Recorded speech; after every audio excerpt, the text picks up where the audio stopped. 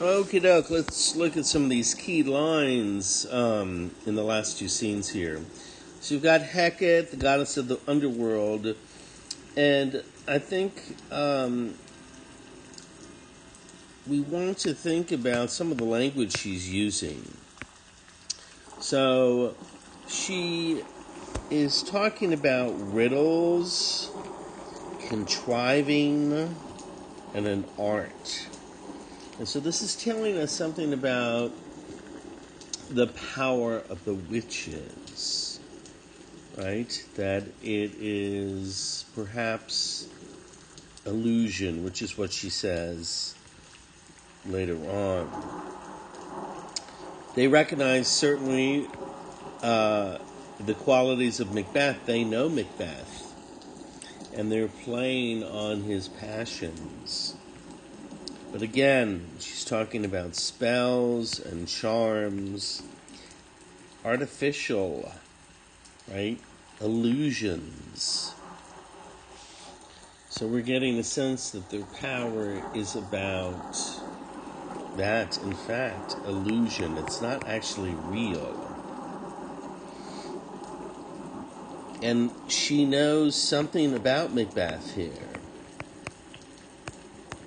You're very much aware of his internal traits. He is going to spurn fate. He's going to scorn death. What is someone like who does that? And he's going to hope above wisdom. Right? This is similar to reason is taken prisoner.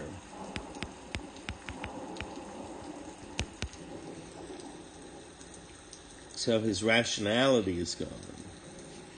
And this final line here, security is mortal's chiefest enemy. What does that mean? To desire to be secure. That obsession drives you beyond rationality. Okay, so then we move to scene 6, and you want to be aware of the tone of Lennox, which I hope I brilliantly portrayed, which is a bit sarcastic, right? And how do we know this? Fairly early on, because he's making fun of ridiculous statements.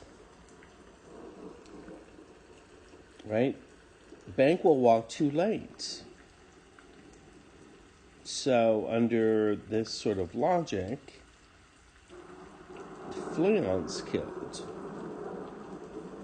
Because Fleance fled. So anyone who was fled, like Malcolm and Donalbain, obviously did the killing, right? That's the state logic.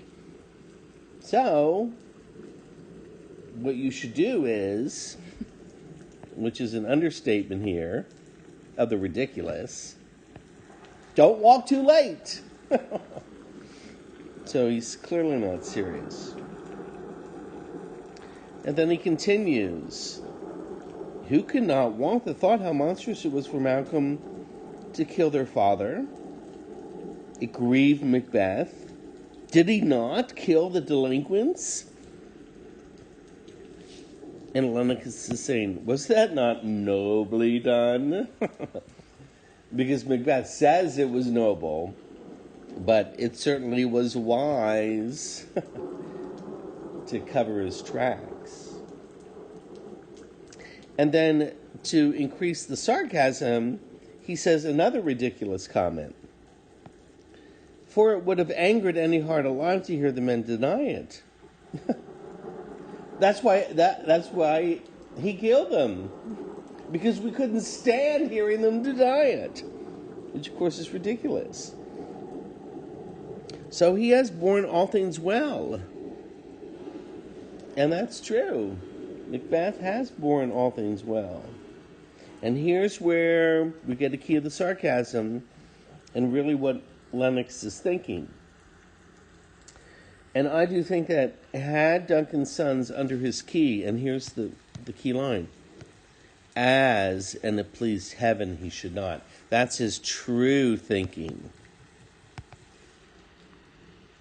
Right? Heaven is pleased that Duncan doesn't have control of the sons. And he goes back into a little bit of sarcasm again. They should find what to kill a father. And now he begins straight talk. He calls Macbeth a tyrant. So if we were duped before and we thought he actually supported Macbeth, it's at this point that it's most clear he's calling Macbeth a tyrant. And then we find out information that Malcolm is in the English court under King Edward, which will be important. And then some other plot details. Macduff is gone to England to help gather an army. And some great imagery here about the tragic landscape. Right? The feast, the unideal feast that's filled with bloody knives. There's no sleep. This is perfect imagery of the tragic world. And what they're hoping is a holy angel to fly to the court of England. Okay.